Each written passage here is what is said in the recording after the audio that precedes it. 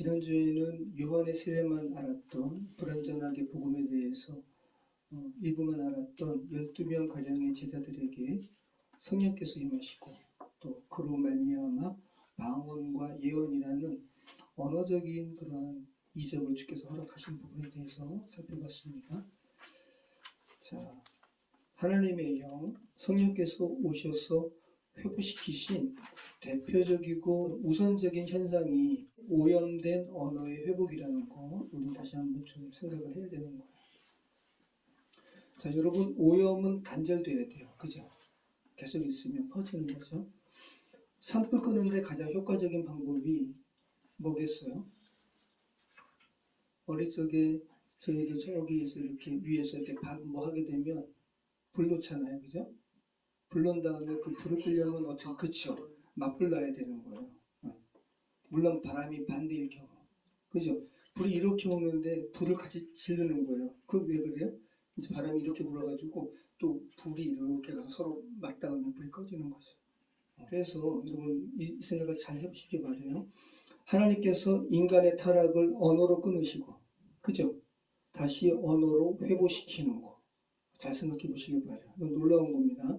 언어로 타락을 끊으시고 다시 언어로 회복시키신다는 거. 자, 우리가 언어의 회복으로 인해서 그리스도를 주되심으로 우리의 인생을 이렇게 드리는 이 새로운 창조는 그런데 단순한 회복이 아니에요. 본래보다 더 좋은 회복이에요. 왜냐하면 죄를 경험하고 죄의 극복을 경험한 회복이기 때문에 죄 자체를 몰랐던 그 회복보다 더 가치 있고 더 놀라운 온전한 회복이라는 거 여러분 기억하시기 바랍니다. 자, 우리 오늘 말씀 같이 나누도록 하겠습니다. 우리 8절로 10절 말씀 우리 같이 읽겠습니다. 바울이 회당에 들어가 석 달 동안 담대히 하나님 나라에 관하여 강론하며 권면하되 어떤 사람들은 마음이 굳어 순종하지 않고 무리 앞에서 이 도를 비방하거늘 바울이 그들을 떠나 제자들을 따로 세우고 두란노 서원에서 날마다 강론하니라. 2해 동안 이같이 하니 아시아에 사는 자는 유대인이나 헬라인이나 다 주의 말씀 듣더라. 자, 바울이 회당에서 담대하게 또 강론하며 권면한 내용이 뭐라 그래요? 하나님 나라라고 누가가 굉장히 축약해서 말하고 있습니다. 하나님 나라. 자, 그래서 바울이 유대인 회당에서 담대하게 전했던 것이 하나님의 주권성이라는 거예요. 너희들은 너희 스스로가 왕이 되어가지고 또 이 세상을 통치하는 저 황제, 로마의 황제라든지 또 너희가 숭상하는 이교 우상들이 그렇게 주권을 가지는 것처럼 그렇게 너희가 삶을 사는데 아니야. 너희 삶의 주권성은 창조주 하나님께서 가지고 계시오라고 그 하나님의 통치 안으로 들어가는 것이 하나님의 나라의 시민이야 라는 것을 증거했다라는 거예요. 자, 근데 이 회당에서 얼마 동안 가르쳤대요? 3개월. 일반적인 상황에서는 쉬운 게 아니죠. 보통 회당에서 전하면 반대하는 무리로 인해서 바로 나오고 그랬거든요. 근데 3개월 동안 이렇게 가르칠 수 있었다는 것은 우리가 얼마 전에 고린도에서 그죠? 바울이 이제 수리아 안디옥으로 돌아가기 전에 에베소에 잠시 경유했잖아요. 말 그대로 경유했어요. 그래서 브리스길라와 아굴라를 교회 세우도록 거기에 정착시키고 본인이 아주 잠시 유대교 회당에 들어가가지고 말씀 가르쳤잖아요. 그죠? 그랬더니 사람들이 어떻게 했어요? 말씀을 더 배우기를 원했어요. 간청했어요. 그런데 바울이 뭐라 그래요? 하나님께서 허락하시면 내가 다시 올 것이다 하면서 그대로 수리아 안디옥으로 가죠. 그런 바울이 다시 에베소 유대인 회당에 들어왔을 때 한 약 1년 전이거든요. 1년 전에 바울을 기억했던 유대인들은 굉장히 반겼을 거예요. 그리고 그 가르침에 대해서 솔깃하고 또 주목하고 계속 들은 거예요. 무려 3개월 동안. 자, 바울이 하나님의 나라를 유대교 회당에서 3개월 동안 가르칠 때 그 바울이 어떻게 전했는지를 3가지 단어로 이야기하거든요. 담대히 전했다고 그러잖아요. 그리고 강론했다고 그러고요. 그리고 권면했다고 합니다. 이 담대히라는 말은 팔레시아 조마이라는 말인데 용기를 가지고 무엇을 한다라는 의미예요. 그러니까 유대교 회당에서 바울이 하나님 나라의 주권성을 증거하는 것은 바울이 용기 없이는 안 됐다라는 거예요. 그만큼 대적하는 그러한 분위기라든지 그런 것을 바울이 감지하고, 그리고 이 팔레시아 조마이가 여기서 미완료로 쓰이고 있어요. 반복하는 거예요. 그러니까 3개월 동안 날마다 회당 가서 증거할 때마다 이 담대한 마음을 계속 반복할 정도로, 반복해야 할 필요성이 있을 정도로 그들의 대적이 심했다는 거. 자, 두 번째는 페이도라는 말이에요. 설득하다라는 말입니다. 확신하다라는 말이에요. 바울이 반복해서 담대한 마음을 가지고 권면했다는 거예요. 설득했다는 거예요. 그리고 확신을 가지고 그들에게 주의 복음에 대해서 설명했다는 겁니다. 또 세 번째는 강론했다고 그러죠. 디알레고마이, 철저하게 가르치는 거예요. 말씀을 자세히 풀어서 예수님께서 엠마오로 가는 두 제자에게 자세히 풀어서 설명하듯이 바울이 그렇게 자세히 풀어서 유대교 회당에 모인 유대인들과 경건한 이방인들에게 하나님 나라에 대해서 그렇게 가르쳤더라는 거. 네. 자, 그러면 오늘날 에베소 못지않은 이 죄된 세상에 크리스천들도 여전히 그 우리 주변의 이웃들이 엄밀히 얘기하면 이교인들이나 마찬가지니까 그들에게 우리가 주의 말씀을 증거할 때는 담대함이 필요해요. 그죠? 그리고 말씀을 풀어야 돼요. 풀어서 설명해 줘야 되고, 그리고 말로 설득해야 되는 거예요. 이 세 가지가 여전히 필요한 거죠. 오늘날도 우리에게. 여러분들은 다 학구적이라 많이 적으시잖아요. 그죠? 자, 근데 여기에 대한 유대인의 반응도 세 가지입니다. 그죠? 마음이, 그죠? 어떤 사람들은 바울이 전하는 말을 듣고 바울의 제자된 이들도 있는데, 근데 바울을 반대하는 대다수의 무리는 바울이 전하는 하나님 나라에 대해서 마음이 어떻게 됐다고요? 굳었어요. 이거 미완료예요. 이것도. 그러니까 바울의 말씀을, 바울이 전하는 하나님 나라에 대한 말씀을 들을 때마다 마음이 완고하게 되는 거예요. 굳어지는 거예요. 이게 70인요 셉타진트에서 구약을 그저 헬라어로 푸른, 헬라어로 번역한 이 셉타진트에서 출애굽기에서 하나님께서 모세를 시켜서 이스라엘 백성들을 이렇게 다시 본인의 나라로 돌아가게 하는 것을 바로에게 권하잖아요. 그죠? 그때 바로 어떻게 마음이 완고했다 그러죠. 그 단어 그대로인 거예요. 바울이 하나님 나라를 증거할 때 이들이 계속해서 반복해서 그 말을 들을 때마다 마음이 굳었습니다. 스클레리노라는 단어예요. 자, 똑같이 세 가지 단어를 사용해가지고 반대하는 부분을 누가가 쓰고 있다고 했죠? 첫 번째는 마음이 굳어. 두 번째는 뭐예요? 순종하지 않고. 이것도 미완료예요. 주의 말씀을 들을 때마다 순종하지 않은 것을 반복하는 거예요. 자, 그 다음에 비방, 카콜로게요. 이거는 미완료는 아닌데 모욕했다는 말이에요. 욕하고 모욕하고, 주의 말씀을 듣는데 순종하지 않고 마음을 굳은 것을 넘어서 때로는 욕도 하고 비방하고 모욕했다는 거예요. 자, 똑같이 주의 말씀을 전하는 바울의 태도 세 가지 단어, 또 거기에 대해서 반대하는, 대적하는 마음을, 또 대적하는 행동을 취하는 유대인들에 대해서 또 이렇게 세 가지 단어로 이렇게 누가가 서로 대조하고 있다는 거. 여러분이 주의 말씀을 증거할 때, 그죠? 정말 이렇게 솜처럼, 스펀지처럼 물에 쭉쭉 복음을 이렇게 빨아들이는 사람은 정말 극소수고, 대다수는 이러한 태도를 취하죠. 욕까지, 비방까지는 여러분의 면전에서 하지 않더라도 마음이 굳어지는 것은 여러분이 복음을 전할 때 바로 느낄 수가 있어요.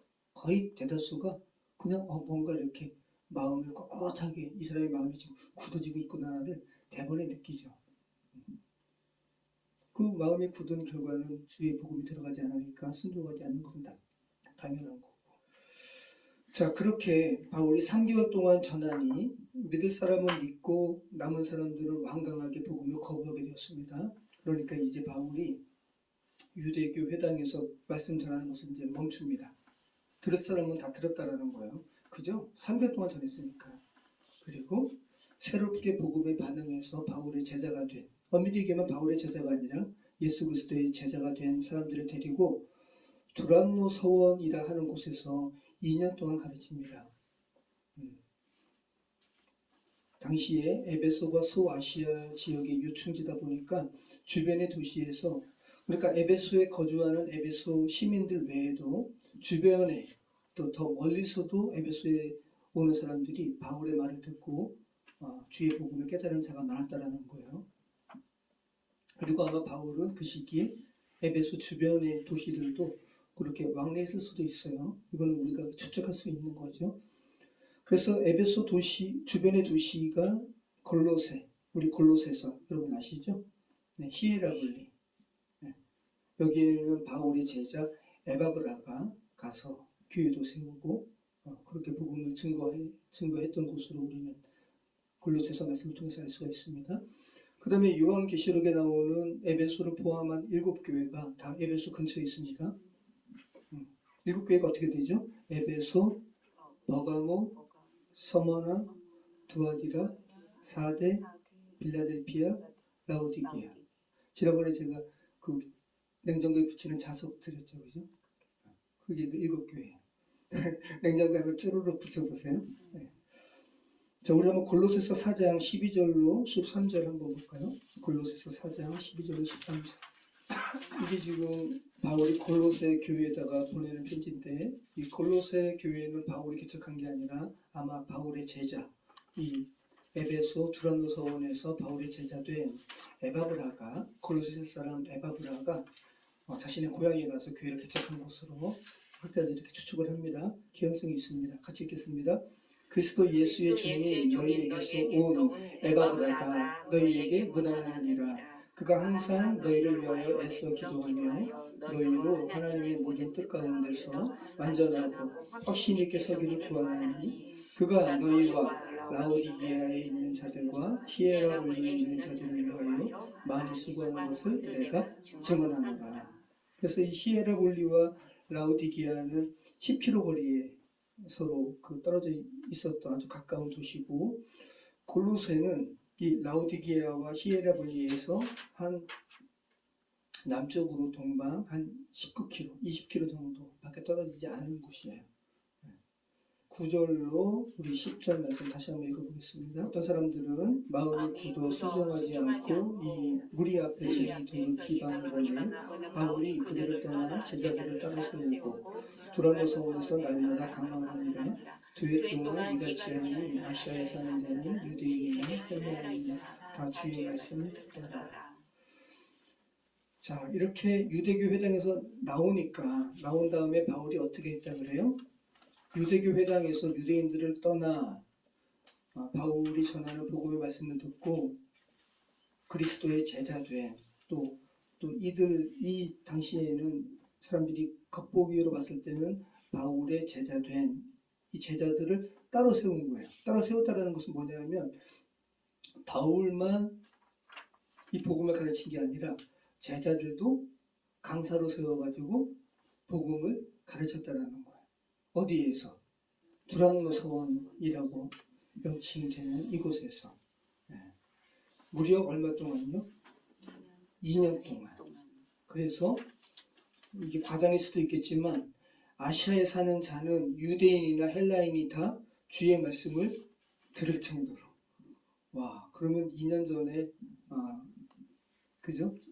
그 2차 전도 여행 때 바울이 그토록 에베소에 가서 복음을 증거하려고 했을 때는 주께서 막으시고, 와, 하나님의 섭리 가운데 이때는 단순히 개인 차원에서 전하는 게 아니라 학교를 세워가지고 복음을 증거하게 하는 하나님의 섭리가 너무 놀랍습니다. 예전에는 이때 여기서 이 서원이라고 하는 그 헬라어 단어가 스콜레라는 거거든요. 스쿨이 스콜레에서 나온 거죠. 개인 학당을 이야기하는 거예요. 봉숭아 학당처럼. 우리말로 하면 서당처럼. 근데 이제 학교죠, 학교. 근데 이제 공공 교육시설이 아니라 당시 헬라에는 이렇게 개인적인 스승이 자신만의 학당을 이렇게 만든 거예요. 소크라테스, 플라톤 다 마찬가지죠. 그래서 유명한 이 헬라의 선생님, 스승들은 자기만의 스콜레, 자기만의 서원을 가지고 있었어요. 그리고 학생들을 모집하고 학생들은 그 선생한테 배우는 거예요. 이게 바로 스콜레인데, 그래서 헬라 철학이 이렇게 일반화될 수 있었던 것은 이 서원, 스콜레가 있었기 때문입니다. 그래서 이 스콜레에서 수사학도 배우고, 과학도 배우고, 수학도 배우고, 변증법도 배우고, 또 변론법도 배우는 게 이 스콜레예요. 그래서 에피쿠로스, 스토아 다 마찬가지죠. 자, 그래서 유명한 철학가나 사상들에게는 사람들이 그 사람들한테 많이 몰려들까요? 안 몰릴까요? 몰려들죠. 당시에 바울이 두란노 서원을 빌려가지고, 이 두란노라는 것은 튀란티노라는 당시 에베소에서 유명한 스승의 이름이 튀란티노인데, 튀란티노를 우리말로 두란노라고 하는 거예요. 이 사람이 세운 개인 학당을 바울이 빌린 거예요.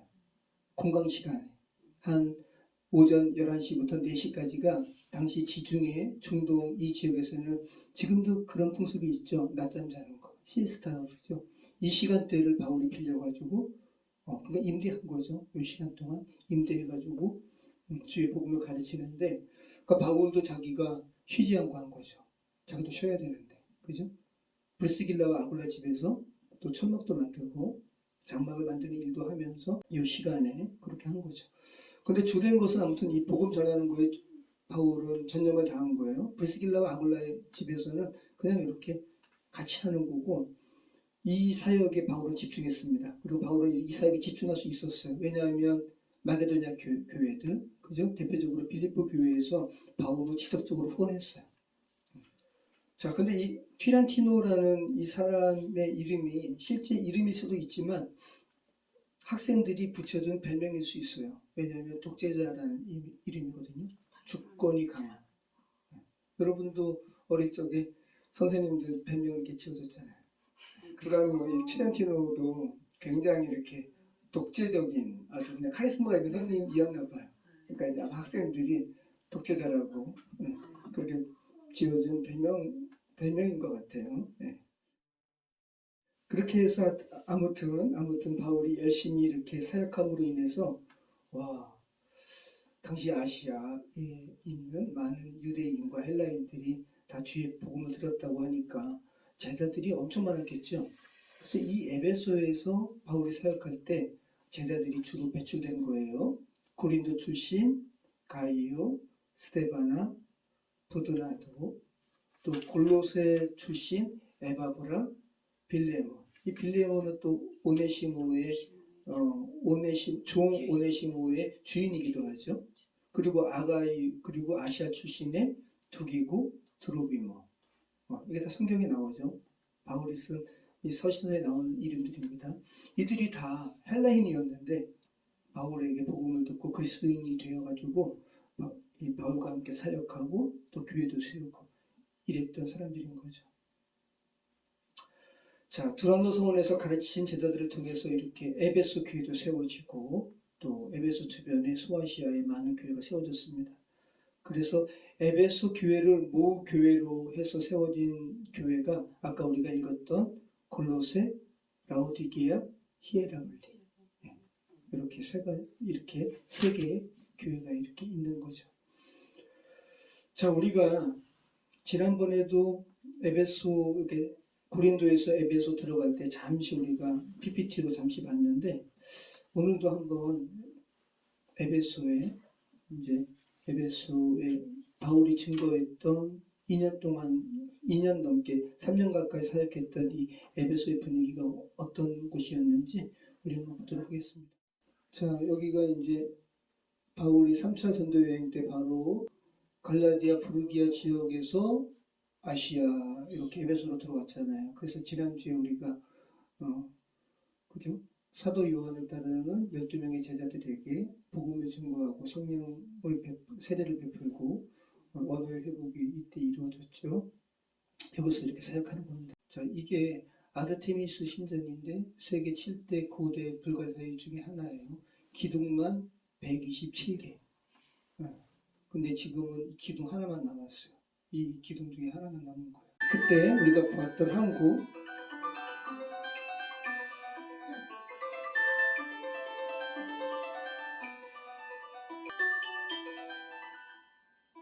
이게 대극장 25,000명가량.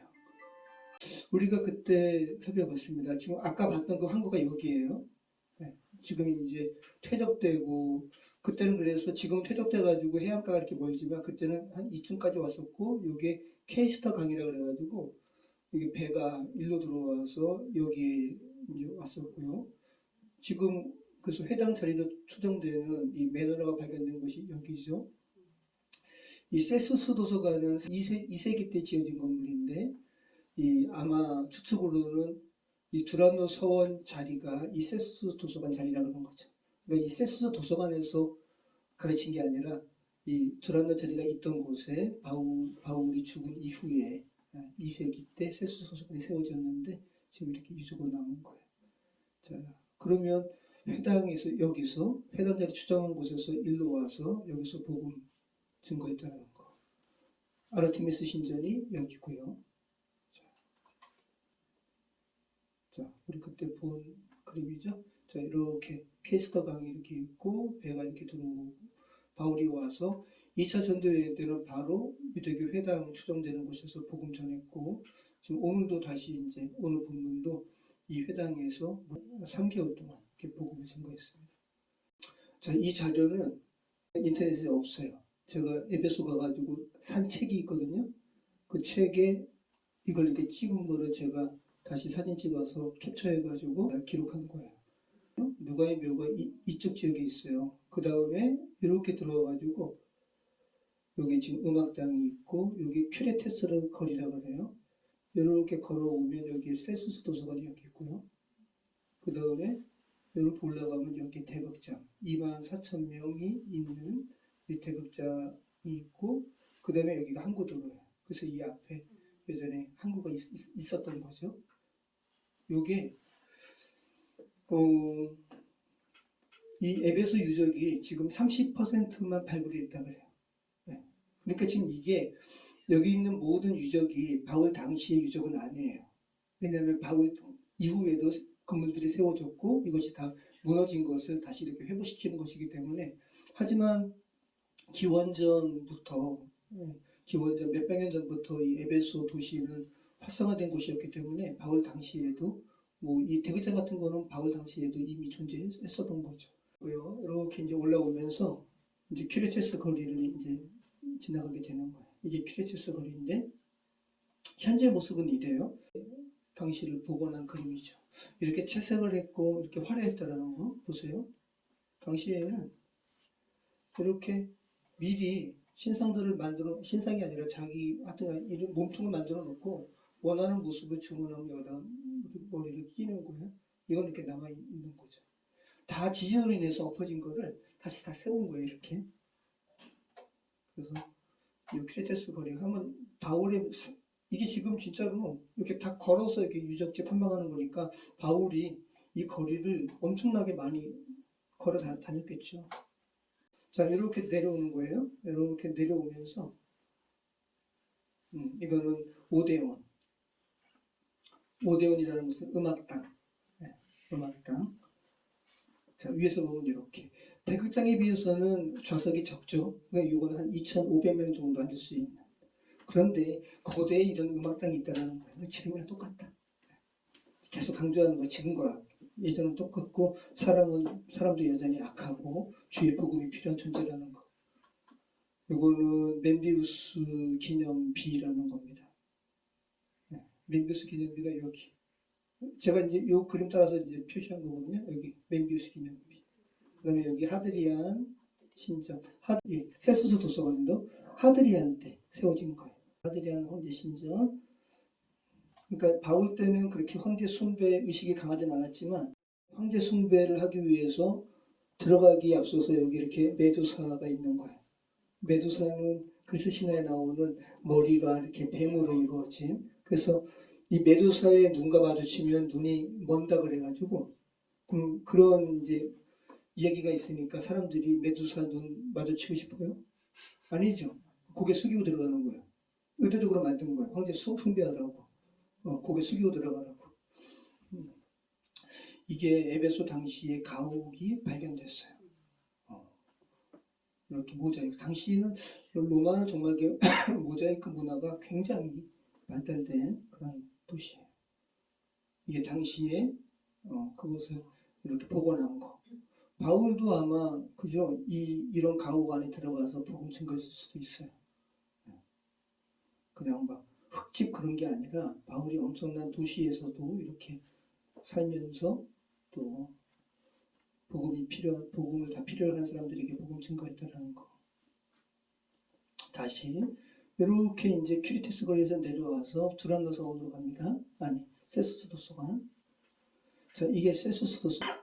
하드리안 황제 때 세워진 건물이죠. 네, 세수스 도서관.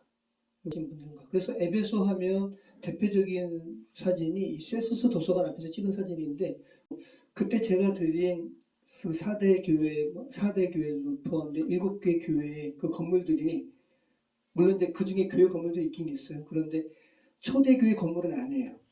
초대교회는 건물이 아니라 뭐라고요? 가정교회니까.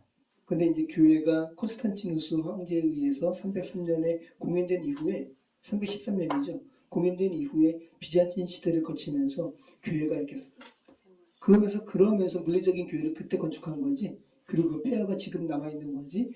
초대교회의 모습은 아니라는 거. 자, 이거는 아까 그 오대원 음악단과는 비교할 수도 없죠. 이 대극장 24,000명, 5,000명이 수용되는 곳. 그렇게 앉아가지고 뭐를 볼 수 있는 곳. 그러니까 세계에서 가장 큰 극장 중에 하나예요. 로마 시대 때 지어진 대극장 중에 에베소 이 원형극장이 가장 커요. 아주 대표적이죠. 이 원형극장이 어디 있냐면, 여기 보면 여기가 세수스 도서관이잖아요. 여기가 이제 대리석 거리거든요. 대리석 도로. 자, 여기는 무슨 거리라고 그랬어요? 큐레테스 거리. 그래서 큐레테스 거리라는 건 뭐냐면, 크레테인 사람들이 아마 그 신전과 관련해서 크레테인 사람들이 횃불을 신전에 이렇게 분양하려고 횃불을 이렇게 들고 이 큐레테스 거리를 이렇게 지났다 그래요. 사람들은 옆에서 그 광경을 보고, 그래서 이 거리 이름이 큐레테스 거리고, 여기가 세수 도서관이고, 그리고 여기는 대리석도로예요. 그 대리석도로로 올라가면 이쪽에 대극장이 있는 거죠. 그리고 아르테미스 신전은 여기 있고. 그러니까 그래서 이제 이 항구도로로 쭉 가면 바로 이 대극장이 보이는 거거든요. 대극장에서 항구 쪽으로 바라보는 광경. 자, 이건 뭐냐면 세계 지금 남아있는 아주 고대의 간판 중에 하나인데, 이 대리석 도로를 걷다 보면 이 간판이 있어요. 이 간판이 뭐냐면 발바닥이잖아요. 이건 뭐예요? 하트.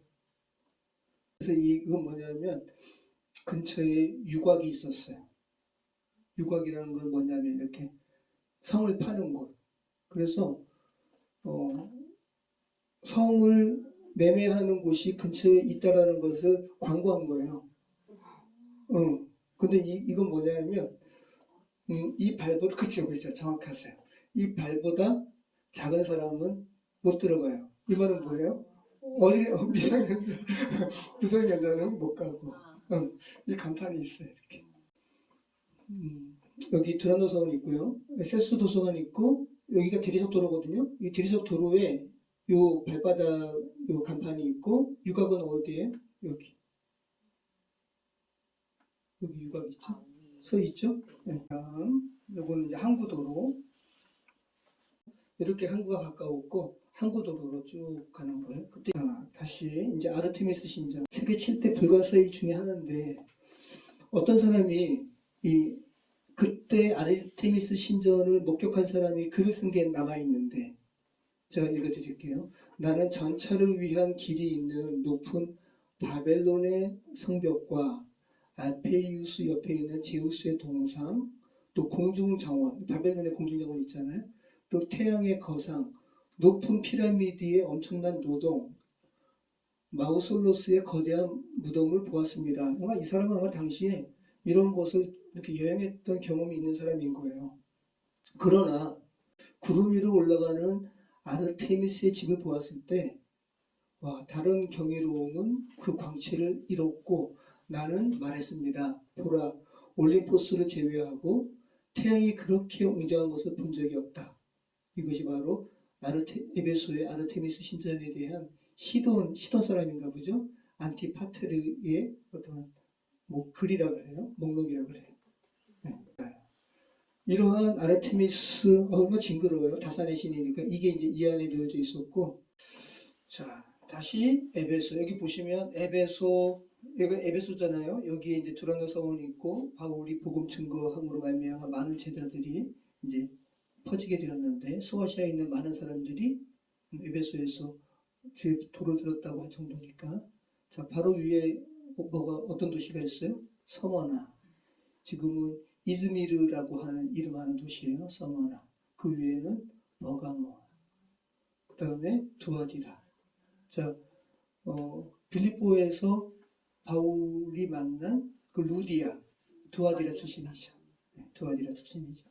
그 다음 사대 그 다음 사대 옆에 빌라델피아 아래 히에라볼리 7교회는 아니지만 빌라델피아 라우디게아 사이에 히에라볼리가 있죠. 그리고 골로새서에서 우리가 바울이 썼기 때문에 우리가 알 수 있었던 거 히에라볼리 그 다음에 라우디게아 골로새 그죠? 에베소의 에바브라가 복음을 증거한 골로새 히에라볼리 또 라우디게아 이 세 개 교회가 아까 이렇게 관계 있다고 했잖아요. 이렇게 가깝습니다.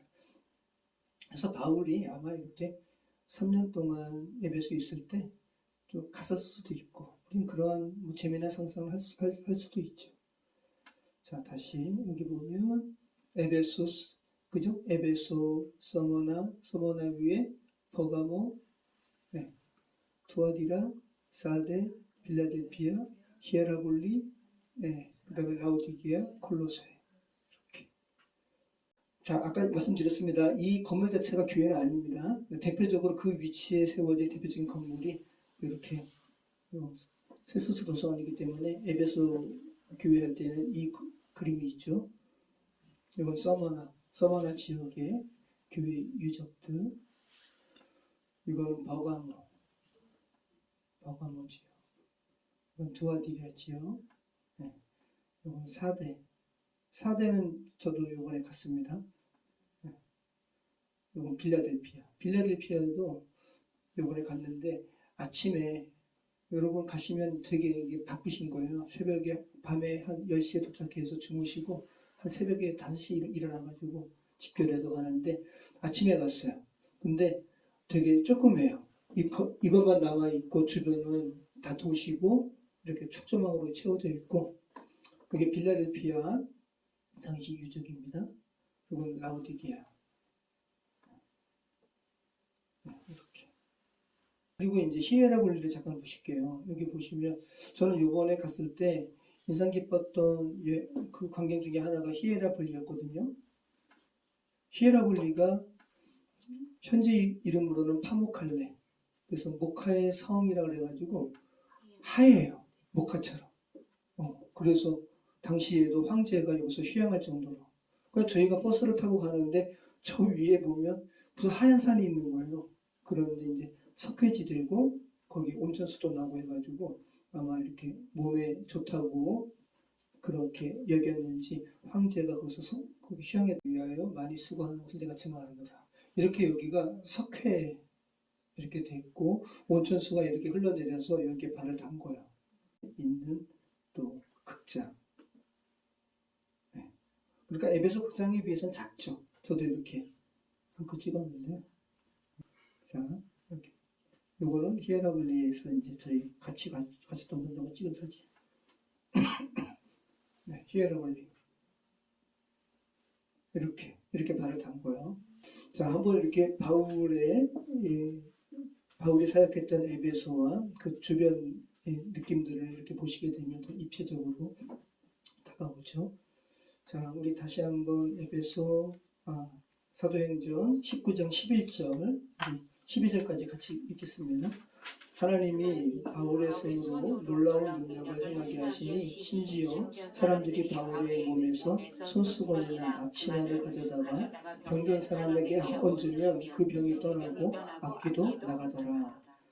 참 신기한 일들이 벌어지는 거죠. 하나님께서 바울의 손으로 놀라운 능력을 행하게 하셨어요. 그러니까 바울에게 능력 있는 거 아니에요. 그죠? 그래서 사람들이 바울의 몸에서, 그러니까 자기가 가지고 있는 손수건을 바울의 몸에 댔다가 가져오는 게 아니라 바울이 사용했던, 예, 바울의 어떠한 땀의 흔적이 있는, 바울의 몸에서 손수건이나 앞치마, 바울이 왜 앞치마를 할까요? 바울, 그죠? 브리스길라와 아굴라 집에서 텐트 작업할 때, 저희도 도자기 작업할 때 앞치마 하듯이, 그래서 이 바울이 사용했던 앞치마를 가져다가 병든 사람에게 얹으면 그 병이 떠나가고, 아팔라소라는 말이거든요. 제거되다, 자유롭게 하다. 수동태예요. 그대로 있었으면 그 병에 떠날 수가 없었는데 하나님께서 능력을 행하게 하신, 바울로 하여금 능력을 행하게 하신, 왜 보이지 않는 하나님의 영은 알 수가 없으니까 하나님께서 사람들의 눈에 보이도록 하신 바울의 몸에서 바울의 채취가 담긴 손수건과 앞치마를 가져다가 얹으면 그 병이 떠나가는 거예요. 제거되는 거, 수동태입니다. 악귀도 나가더라. 이것도 수동태예요. 에크포 리우마이. 자, 계속 구원의 이런 현상과 똑같은 거죠. 밖에서 빼내는 거지 스스로는 헤어날 수 없다는 거. 자, 그런데 에베소 같은 곳에서는 반드시 오늘 읽은 본문의 일들이 일어나야만 했어요. 왜? 에베소는 너무나 악한 곳이었기 때문에. 아까 우리가 봤던 아르테미스 신전과 같은, 그게 이 에베소의 어떠한 경제적인 인프라를 조장하는 곳이기 때문에 사람들이 다 그냥 여기에 그렇게 매인 거예요. 또 마술에 매이고. 그래서 하나님께서 그만큼 악한 곳이기 때문에 능력을 보이실 필요가 있었던 거예요. 당시 에베소는 소아시아 지역에서 가장 마술로 유명했던 곳이라고 그래요. 자, 오늘 우리가 아까 읽어봤지만 본문 마지막에 에베소 사람들이 마술과 관련된 책들을 모아가지고 불태웠다고 그러죠. 그래서 당시에는 마술과 관련된 에베소 문서라는 장르가 있을 정도였다고 그래요. 마술 주문, 또 주술 방법들이 기록된 이런 책들이 에베소 장르라는, 에베소 문서라는, 그러니까 마술책 하면 에베소 문서, 이런 장르가 형성될 정도로 에베소는 마술이 횡행했던 곳이랍니다. 얼마나 이렇게 지독하게 이 마술로 말미암은 거짓에 에베소 사람들이 찌들었는지 하나님께서 바울을 사용하시는 거예요. 복음의 최선봉장에서 바울을 사용하셔가지고 바울이 장마기를 하면서, 그래서 바울의 땀이 배었던 손수건, 앞치마들을 가져가가지고 병든 사람, 또 악기들이 물러나게 되는 이러한 이적을 허락하셨는데, 그죠? 마술은 여러분 속임수잖아요. 그죠?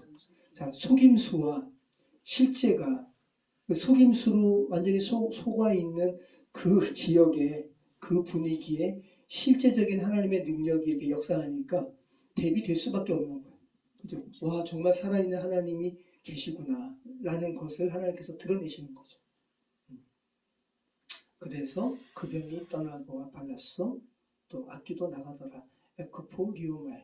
자, 다 수동 형태로 구원에 있어서 자연치유는 존재하지 않는다는 거. 우리가 건강은 자연치유 이야기하지만 구원의 문제만큼은 자연치유는 없습니다. 여러분 스스로 득도한다고 해가지고 구원에 이르지 않아요. 네. 자, 그래서 하나님께서 바울을 예수님처럼 사용하셨습니다. 아까 드린 말씀처럼 2차 전도 여행에 그렇게 바울이 에베소로 가고자 했는데 막으셨던 하나님께서 이제는 2년이나 한 장소를 구비해 놓으시고 둘러놓아서 또 학교 형태로 복음을 증거하게 하시고 또 제자를 양성하는 모습이, 또 바울의 이 채취가 배웠던 여러 가지 물건들로 말미암아 악기가 떠나가고 또 병이 낫게 되는 이런 기적들이 에베소에서 일어날 것이라고는 바울 스스로도 생각하지 못했을 거예요. 그죠? 자, 그러면 바울도 아마 와, 에베소에서 내가 이런 사역을 하게 되네라는 것을 생각하면서 지난 전도 여행에 있었던 일들이 이렇게 기억에 새록새록 기억나면서 연결 지점들이 이렇게 그죠? 하나님께서 그래서 그렇게 하셨구나. 그래서 그때는 막으시고 또 무시하러 가고자 했으나 또 막으시고 그래서 드로아까지 가고 거기서 마게도니아 사람들의 환상을 보이셨구나.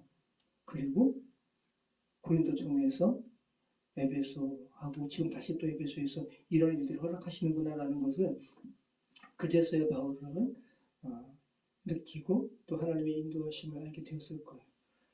전도서에서 그런 말씀이 있잖아요. 범사에 기한이 있고 천하만사가 다 때가 있나니 찢을 때가 있고 꿰맬 때가 있으며 잠잠할 때가 있고 말할 때가 있으며 그죠?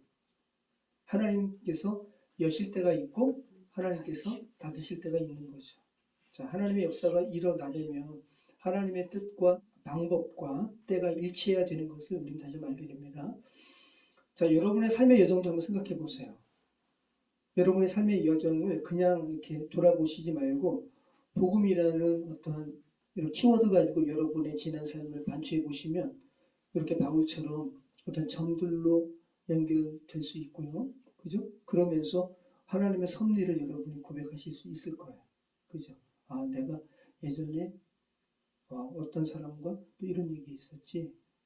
복음과 관련된 것을 한번 여러분의 지난 삶을 지난 시간들 한번 반추해 보시면 하나님의 섭리를 고백할 수 있을 겁니다. 자, 우리 13절, 14절 우리 같이 읽겠습니다. 이에 돌아다니며 마술하는 어떤 유대인들이 시험삼아 악귀 들린 자들에게 주 예수의 이름을 불러 말하되 내가 바울이 전파하는 예수를 의지하여 너에게 명하노라 하더라. 유대의 한 제사장 스게와의 7 아들도 이 일을 행하더니. 자, 당시에 그저 13절 말씀 보면 돌아다니며 마술하는 어떤 유대인들 시험삼아 악귀 들린 자들에게 주 예수의 이름을 불러 말하되 내가 바울이 전파하는 예수를 의지하여 너에게 명하노라. 그 당시에 그래서 사람들이 능력 있는 신들의 이름을 열거해서 그렇게 하는 경우도 있었다 그래요. 그러니까 능력 있어 보이는 거예요. 예전에 제가 스리랑카에 그 전도여행 갔을 때도 어떤 힌두교 마을 가니까 그 조그만 닭장 같은 집에 불상도 있고 인도의 시바신도 있고 예수님의 초상화도 있고 다 그런 거예요. 그죠? 그 이름을 붙이면 계속 능력 있는 이름을 붙이면 힘이 더 능력 있는 것처럼 이렇게 얘기했더라는 거죠. 에베소에 참 얼마나 사람들이 어리석어요, 그죠? 네. 능력 구원을 베풀고 죄에 대해서 죄를 극복하고 온전한 구원을 이루실 분은 예수님 한 분뿐인데 사람들이 어리석어가지고 사단한테 속아가지고 다 붙이는 거예요. 자, 당시에 이렇게 떠돌아다니는 마술사가 많았습니다. 그래서 예수님도 언급하십니다. 자, 한번 보실까요? 마태복음 12장 22절로 28절. 우리가 살아가는 이때나 그때나 똑같은 거예요. 저희 어렸을 적에도 학교에서 파하면 저희는 시골이 아니라 저기 화개초등학교니까 그 약장사가 그렇게 많았어요. 약장사가 보면 마술도 보여주고 마술쇼도 보여주고 그런 거죠. 그때도 이때도 이랬습니다. 같이 한번 읽어보겠습니다. 그때 귀신 들려 눈 멀고 말 못하는 사람을 데리고 왔거늘 예수께서 고쳐주시매 그 말 못하는 사람이 말하며 보게 된지라. 무리가 다 놀라 이르되 이는 다윗의 자손이 아니냐 하니 바리새인들은 듣고 이르되 이가 귀신의 왕 바알세불을 힘입지 않고는 귀신을 쫓아내지 못하느니라 하거늘 예수께서 그들의 생각을 아시고 이르시되 스스로 분쟁하는 나라마다 황폐해질 것이요 스스로 분쟁하는 동네나 집마다 서지 못하리라. 만일 사탄이 사탄을 쫓아내며 스스로 분쟁하는 것이니 그리하고야 어떻게 그의 나라가 서겠느냐. 또 내가 바알세불을 힘입어 귀신을 쫓아내면 너희 아들들은 누구를 힘입어 쫓아내느냐. 그러므로 그들이 너희의 재판관이 되리라. 그러나 내가 하나님의 성령을 힘입어 귀신을 쫓아내는 것이며 하나님의 나라가 이미 너희에게 임하였느니라. 예수님 때도 예수님 이전에도 이렇게 떠돌아다니면서 이런 마술을 행하는 사람들이 많았어요. 와, 그런데 예수님이시잖아요. 하나님이시잖아요. 하나님께서 귀신 들려서 눈 멀고 말 못하는 사람을 누가 데리고 왔는데 예수님께서 고치시는 거죠. 왜? 하나님이시니까. 그러니까 바리새인들은 예수를 폄하하는 거죠. 야, 이 자가 이 바알세불, 그러니까 사탄의 힘을 힘입지 않고는 이거 귀신 쫓아낼 수가 없는데? 라고 이렇게 빈정대는 거예요. 그러니까 예수님께서 말씀하시는 거죠. 야, 스스로 분쟁하는 나라가 온전히 서겠니? 야, 사탄이 사탄을 쫓아내는 게 말이 돼? 라는 말이에요. 그런데 내가 하나님의 성령을 힘입어 귀신을 쫓아내는 것이라면 하나님의 나라가 어떻게 됐다? 이미 했다. 네. 자, 그런데 오늘 보면 떠돌아다니는 마수라는 어떤 유대인 중에 또 누가 있었다 그래요? 유대의 제사장 스게와의 7아들도 이 일을 행하더니. 근데 당시 요세푸스라는 사람이 유대사를 썼잖아요. 고대 유대서. 그런데 이 사람이 당시 팔레스타인의 제사장의 명칭의 목록을 다 기록했는데 거기에 스게와는 없어요. 그리고 이 스게와는 헬라어가 아니에요. 또 히브리어도 아니에요. 라틴어예요. 네. 그리고 스게와가 당시에 아주 유명했던 로마 검투사의 이름이라고 그래요. 유명했던 검투사가 스게와라는 이름을 가진 사람이 있었다는 거예요. 유명한 사람이에요. 당시 검투사는 유명했어요. 인기가 많았습니다. 그래서 대부분의 학자는 이 스게와라는 이름이 제사장의 실제 이름이 아니라 마술사잖아요. 속이는 자예요. 속이는 자가 자신을 광고하기 위해서 당시에 유명한 검투사 이름 중에 하나였던 스게와라는 이름을 차용한 거예요. 오늘날 나이트클럽의 웨이터가 자기 이름으로 자기 광고해요? 그죠? 가장 많은 이름이 뭔지 아세요? 웨이터? 박찬호. 스포츠 스타의 이름을 하면 저 박찬호라 불러주세요. 그죠? 그런 거예요. 약간 영업의 하나로 이 로마 검투사 이름을 인기 있었던 이름을 이렇게 차용한 것이라고 추측을 하는 겁니다. 자, 아무튼 그래서 스게와의 7아들도 이 일을 행했습니다. 이것도 웃기죠. 유대의 한 제사장 스게와라는 마술사의 7아들. 자, 어떻게 7형제가 다 마술사예요. 그죠? 희한하죠? 자, 이렇게 해서 이들도 예수의 이름을 힘입어서 귀신을 내쫓는 행위를 한 거죠. 그랬더니 자, 15절, 16절 같이 읽겠습니다. 악귀가 대답하여 이르되 내가 예수도 알고 바울도 알거니와 너희는 누구냐 하며 악귀 들린 사람이 그들에게 뛰어올라 눌러 이기니 그들이 상하여 벗은 몸으로 그 집에서 도망하는지라. 자, 아까 우리가 읽었던 말씀이 그대로 적용이 되는 거죠. 예수님께서 말씀하신 만일 사탄이 사탄을 쫓아내면 스스로 분쟁하는 거다. 그러면 어떻게 사탄의 나라가 서겠니? 자, 내가 바알세불을 힘입어 귀신을 쫓아내면 그럼 너희의 아들들은 누구를 힘입어 쫓아내냐? 그러면 그들이 너희의 재판관이 되리라. 사탄은 스스로 분쟁하지 않는다는 거예요. 왜? 똑같은 자기 세력이니까. 여러분 이런 의미에서 여러분 잘 생각해 보시기 바라요. 불교의 영이 미혹의 영이거든요. 미혹의 영이에요. 자기 스스로 구원받겠다고 하는 거니까. 구원이 가능하다고 하는 거니까. 근데 불교의 승려들이 퇴마사 역할을 하는 경우가 있다고요. 그러면 여러분 이게 곰곰이 생각해 보면 코미디 같은 거예요.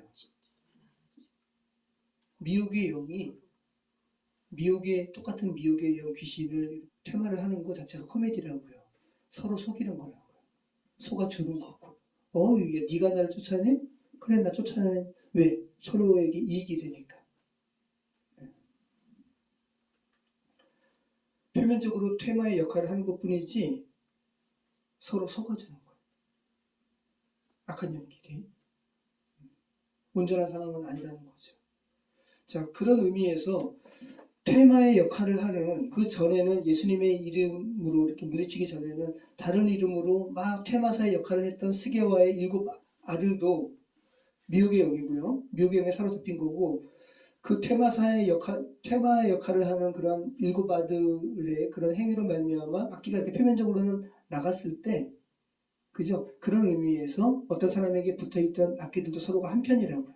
서로 속아주고 속이는 그런 부분이라고요. 그런데 오늘 스게와의 일곱 아들이 예수의 이름으로 말미암아 이런 일을 했을 때, 그죠? 어떤 사람 속에 있었던 그 악기가 달려들었잖아요. 일곱 아들들에게. 그리고 정말 옷이 발가벗긴 채로 도망갈 정도로 완력을 행했단 말이죠. 그 전에는 안 그랬잖아요. 왜냐하면 지금 예수님의 이름으로 실제 능력 있는 이름으로 자신을 쫓아내려고 하니까 공격하는 거라고요. 그전에는 공격하지 않았어요. 왜? 같은 편이니까. 같은 사탄이니까. 미혹의 영이니까 서로가. 자, 근데 오늘은 예수님의 이름으로 자신을 쫓아내려고 하니까 달려들어가지고 스게와의 일곱 아들을 해하는 거예요. 내가 바울도 알고 예수님의 이름은 아는데 너희는 누구냐 하면서 쫓아내는 거죠. 실제 사단이 스게와의 아들들에게. 자, 이 사건이 엄청나게 주변 에베소에 사는 사람들에게 이렇게 퍼진 거죠. 우리 17절, 20절 같이 읽겠습니다.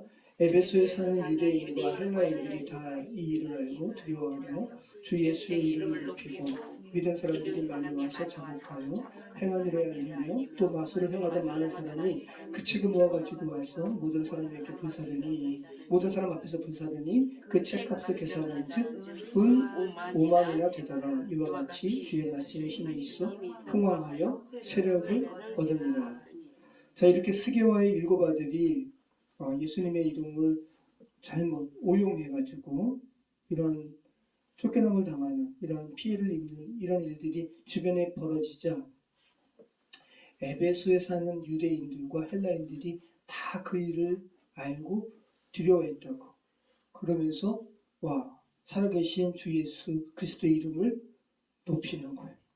하나님께서 역사하신 거죠. 그리고 이로 말미암아 예수님을 믿게 된 많은 사람들이 와서 자복하고 자신의 죄에 대해서 자복하고 또 예수님을 그리고 자신의 저지른 잘못 일들을 이렇게 고백하는 일이 있었는데 이거 마치 어떤 것 같아요? 우리 평양 대부흥 때 그죠? 엄청난 부흥이 일어나면서 막 그죠? 이게 지금 이 평양 대부흥이 왜 일어나는 거예요? 기일선주 장로가 어떤 선교사님 초빙해가지고 부흥회를 여는데 3일 동안 진짜 냉랭한 거죠. 역사가 벌어지지 않으니까 기선주 장로가 사람들 앞에 나와가지고 자복한 거예요. 내가 그래서 자기 친구가 자기한테 얼마 돈을 줘서 자기 자녀들에게 이렇게 잘 분배하라고 맡겼는데 그거 체복한 거죠. 그거를 고백하니까 성령이 임하시는 거예요. 그래서 어떤 사람들은 어떤 부인은 남편이 그 회중 자리에 앉아 있는데 나와가지고 다른 남자하고 간음했다고 그 고백도 하고 이러면서 엄청나게 죄 고백이 성령께서 임하시니까 그래가지고 평양 대부흥이 그렇게 해서 일어난 건데 지금 그거랑 똑같은 거예요. 에베소. 그러니까 이게 당시 에베소 대부흥이라고 볼 수도 있는 거죠. 그렇지 않고는 지금 그래서 당시 에베소가 어떤 도시였다고요? 마술의 도시였다고요. 그래서 에베소 문서라는 장르가 있을 정도로 그러니까 엄청난 회개의 영이 부어지니까 사람들이 마술을 하던 사람들이 그죠? 자신의 책을 모아가지고 와가지고 모든 사람 앞에서 불살랐다 그러잖아요. 이 사람들은 마술을 하는 사람들인 거예요. 자기 생계가 그건데 그거 가져와가지고 불살랐는데 그 값이 얼마래요? 은 5만. 자, 당시 은 1이 한 데나리온이에요. 당시 노동자의 하루 품삯. 자, 그러면 오늘날 그냥 계산하기 쉽게 10만 원 잡으면 은 5만 원 얼마예요? 50억이에요. 그러니까 엄청난 회개의 역사가 이 에베소에서 벌어졌다고 우리가 알 수 있는 거죠. 자, 오늘 에베소에서 정말 하나님께서 이게 다 기적이에요. 그죠? 바울의 몸에 그 거짓으로 다 속아있던 그 상황 속에서 정말 대비가 되는 속임과 실제 이렇게 대비가 되는 이 역사를 허락하신 것은 에베소가 그만큼 어떻기 때문에? 악하기 때문에. 이런 역사를 행하지 않으면 에베소 사람들이 꿈쩍도 안 하기 때문에, 그만큼 사단에 매여 있는 그런 곳이기 때문에 하나님께서 에베소에 이런 역사를 허락을 하시는 거예요. 여러분, 오늘날 한국은 이런 이적이 있어요, 없어요? 없어요? 왜 없어요? 있지. 지금 윤남욱의 정권이 자폭해서 망해가는 상황 자체가 기적이에요. 기적이에요. 얼마나 많은 의혹과 실정과 악행이 있었어요. 그럼에도 불구하고 끌어내릴 수가 없었거든요. 왜? 우리나라가 그렇게 대통령의 권한을 강하게 법으로 만들어 놨어요. 그 말은 뭐예요? 다른 말로 하면 뭐예요? 좀 대통령 역할 잘하라고. 그죠? 그래? 그만큼 책임감을 가지고 또 권한을 가지고 국가를 잘 다스리라고. 우리나라만큼 대통령 권한이 강한 나라가 없어요. 사명권도 있잖아요. 그러니까 대통령의 모방은 왕정 제도거든요. 사명권은 왕이 사면하는 거예요. 근데 우리나라는 그 사명권이 있잖아요. 자, 그런데 이 대통령이 이렇게 엄청난 권한을 가지고 있어요. 현실 가운데 살인을 해도 안 잡혀가요. 대통령은. 그런데 그 대통령 측에서 파면할 수 있는 딱 두 가지 죄가 있는데, 내란죄와 외환죄. 외국의 힘을 빌어가지고 우리나라를 또 그렇게 하는 거. 근데 안국이가 정확하게 이 두 가지를 한 거예요. 이거 아니면 끌어낼 수 있는 게 어떤 것도 없는데 정확하게 이 두 개를 한 거예요. 자, 그래서 혹자는 그래요. 야, 대통령이 그 권한을 가지고 있는 사람인데 왜 내란을 해? 말이 안 된다 그러죠. 그런데 헌법에 대통령을 그래서 그 탄핵 소추할 수 있는 그 두 가지 죄를, 내란과 외환을 기록한 이유는 뭐예요?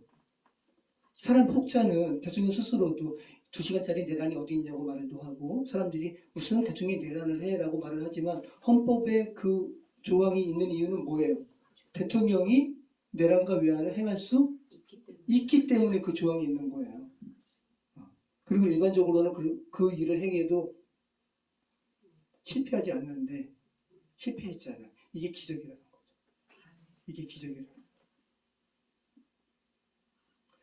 여러분, 한국 땅에 40년 만에 이러한 계엄령이 선포되고 국민을 총칼로 위협하고 때로는 죽이라고 하는 이런 일들이 이루어진 이 시점에 한 작가는 40년 전에 계엄과 관련된 소설을 쓰고 노벨 문학상을 타고 또 계엄을 하는 그 시점에 스웨덴에 가가지고 인터뷰를 하고 계엄에 대해서, 그러면 이거 자체가 여러분 기적이라 생각을 안 하세요?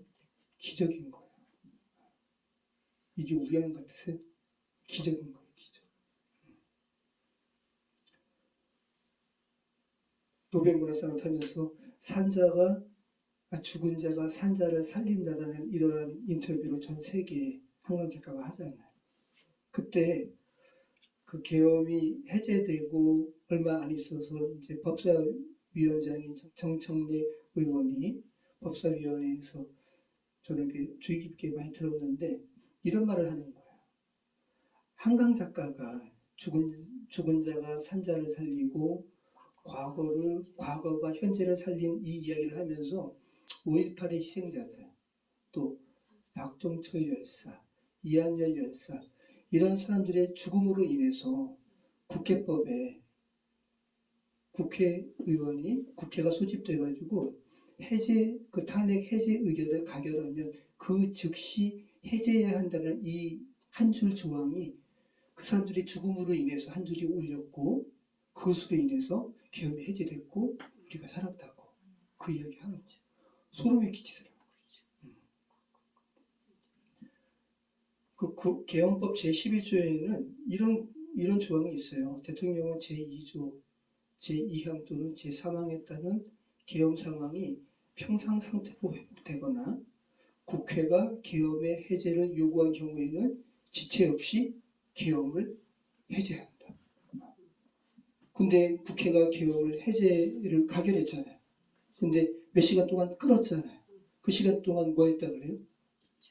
유나무개가 국회법 가져와가지고 봤다 그러잖아요. 이거를 다시 이렇게 돌파할 수 있는 건 없냐 하고. 이게 기적인 거예요. 이게 기적이죠. 이렇게 민주화를 위해서 죽어간 한 사람 한 사람의 피가 오늘날 우리가 살아가는 현재를 살린 것이 기적이고, 그죠? 죽음을 불사하고 그 많은 국민들이 국회 앞에 그 빠른 시간에 달려간 것도 기적이고, 결코 국회의원들이 그 시간에 이렇게 많이 모일 수가 없는데 재빠르게 민주당 의원이 그 계엄 해제를 의결하는 것도 기적이고, 네. 이 기적을 하나님께서 허락하신 이유가 뭐예요? 유나무개 정권이 너무나 악하니까. 에베소 못지않은 주술과, 그죠? 무속의 이슈가 이렇게 강한 정권 본 적이 있어요? 없잖아요. 너무 악하니까 기적을 허락하신 거예요. 그런데도 불구하고 도대체가, 근데 어제도 말도 안 되는 일이 벌어져가지고 유나무개가 나왔잖아요. 근데 저는 그 영상을 보면서 너무 분노가 나는 거예요. 자기가 뭐 국가 영웅이 됐어요? 그럼 뭐 하는 거예요 지금? 그리고 완전히 뭐 죄 없다고 완전히 공표된 게 아니라 구속일자 그거 잘못 계산해가지고, 근데 그것도 그러니까 검찰도 내란 조직이 일원인 거죠. 그게 고의일 수도 있다고 얘기하는 거예요. 그러면 보통 날짜로 계산해가지고 구속을 시키는데 그 시간을 계산하는 경우라면 지금 현재 갇혀 있는 많은 죄수들 중에 그걸 따지게 되면 나와야 될 사람들 많다라는 거죠. 말도 안 되는 거예요. 근데 무슨 영웅이 된 마냥 그 완전히 죄 없음이 뭐 선포된 것처럼 그렇게 하는 게 얼마나 이게 코미디 같아요. 자, 이 하나님께서 행하시는 기적은 여러분 국가 사회뿐 아니라 우리의 삶에도 현재 펼쳐집니다. 여러분의 삶에 하나님의 이런 이적이 펼쳐지는 이유는 왜 그래요? 저와 여러분도 너무나 악하기 때문이기도 하고, 또 저와 여러분을 하나님의 백성으로 이렇게 자리 잡지 못하게 하는 그 주변도 악하기 때문에. 그 지난번에 그 박정호 성도님 형님이 오셨잖아요.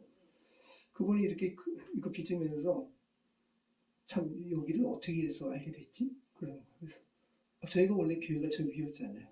그런데 일로 오게 됐다고. 근데 이미 교회 공방을 했던 자리라고. 너무 놀라는 거예요. 근데 저도 다시 한번 이건 진짜 기적 같은 거예요. 제가 교회를 전공했지만 또 신학을 하게 되고 또 그냥 일반적인 교회 사역을 하려고 했는데 이런 도자기랑 같이 접목하는 마음을 주시고, 그리고 교회를 또 그 집주인은 이제 나가라 그러고 나가는 과정 가운데 그죠?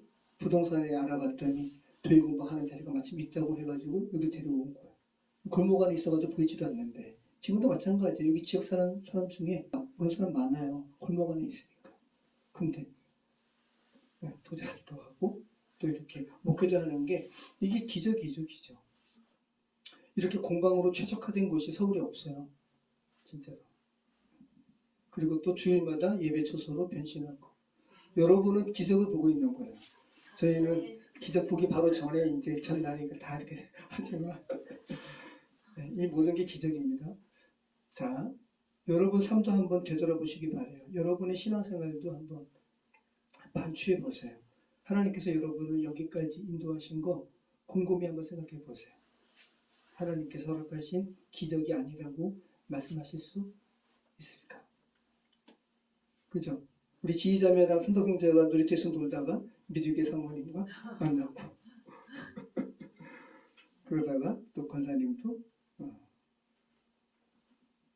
신앙생활 하시게 되고 강북 지방의 예선교회 총회장도 되시고, 이거 기적 아니에요. 기적이죠. 수빈이 어머니도 그죠? 수빈이 통해서 저희와 함께 이렇게 예배 생활 하리라고는 저희 생각도 못했습니다. 다 기적입니다, 여러분. 모든 게 기적이고 하나님의 은혜입니다. 하나님께서 이런 일들을 저와 여러분의 삶에 허락하신 이유는 여러분이 밟고 딛는 이 세상이 너무나 악하기 때문에, 에베소 못지않기 때문에.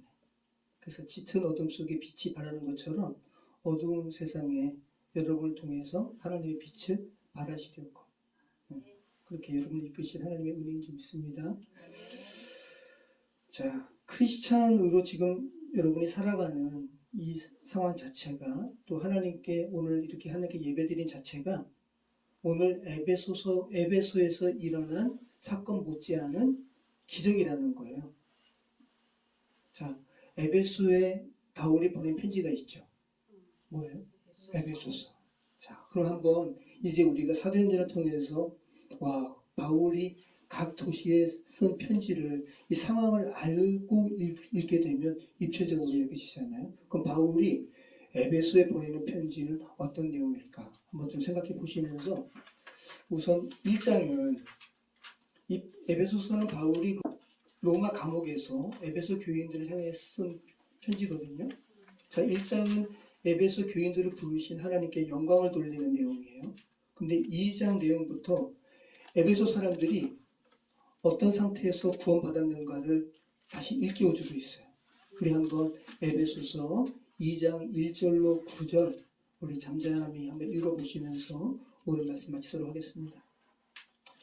천천히 읽겠습니다. 자, 에베소서 2장 1절로 9절. 자, 여러분 스스로가 에베소 사람들이 되어서 바울의 말을 들으시기 바라요. 시작. 그는 허물과 죄로 죽었던 너희를 살리셨도다. 그때 너희는 그 가운데 행하여 이 세상 풍조를 따르고 공중의 권세 잡은 자를 따랐으니 곧 지금 불순종의 아들들 가운데서 역사하는 영이라. 전에는 우리도 다 그 가운데서 우리 육체의 욕심을 따라 지내며 육체와 마음에 원하는 것을 하여 다른 이들과 같이 본질상 진노의 자녀이었더니 긍휼이 풍성하신 하나님이 우리를 사랑하신 그 큰 사랑으로 인하여 허물로 죽은 우리를 그리스도와 함께 살리셨고 너희는 은혜로 구원을 받은 것이라. 또 함께 일으키사 그리스도 예수 안에서 함께 하늘에 앉히시니 이는 그리스도 예수 안에서 우리에게 자비하심으로 그 은혜의 지극히 풍성함을 오는 여러 세대에 나타내려 하십니다. 너희는 그 은혜에 의하여 믿음으로 말미암아 구원을 받았으니 이것은 너희에게서 난 것이 아니요 하나님의 선물이라. 행위에서 난 것이 아니니 이는 누구든지 자랑하지 못하게 함이라. 한번 계속 읽어보세요. 그러면서 바울이 에베소 사람들은 어떤 상태에서 구원받았는지를 일깨워주고 있는 거. 여러분도 똑같이 적용되는 말씀이죠. 네. 허물과 죄로 죽었던 우리를 하나님께서 살리셨습니다. 자, 같이 기도하겠습니다. 참 좋으신 하나님 감사합니다. 오늘 에베소에서 있었던 그 악한 에베소 도시에서 하나님께서 허락하셨던 이 기적이 너무 악하게 허락된 기적임을 다시 한번 읽혀주시니 감사합니다. 에베소 사람과 똑같았던 삶을 살고 똑같은 상황 속에서 우리가 구원받고 하나님을 예배하게 된 것 자체가 또 에베소에서 벌어졌던 일 못지않은 놀라운 하나님의 은혜고 기적임을 고백합니다. 아버지 하나님, 주의 은혜를 생각하면서 하루하루 살아가게 하시고 또 에베소와 같은 똑같은 이 도시 서울에서 또 바울과 같은 주께서 허락하시면 담대히 또 말씀을 강론하고 권면하는 우리의 삶이 될 수 있도록 인도하여 주시옵소서. 역사해 주시옵소서. 감사드리며 예수 그리스도 이름으로 기도합니다. 아멘.